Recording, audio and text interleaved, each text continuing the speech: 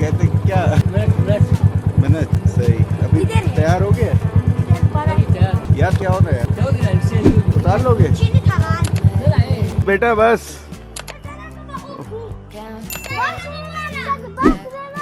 बस बेटा बस कर, कोई बात नहीं। ये तो बहुत ज्यादा वो करने लग गए। बस बस बस, जाया होगा जाया होगा। ये जनाब बच्चों को, आ जाओ बेटा आ जाओ, देख के सर सर सर आए, ये बच्चों को बुलाए। अल्लाह अकबर। ये देखें जी, ये बच्चों ने जबरदस्त से शहतूत उतार के दी है, ये हम खाएंगे। कौन सी पीनी है, ये पीनी है या पेप्सी पीनी है?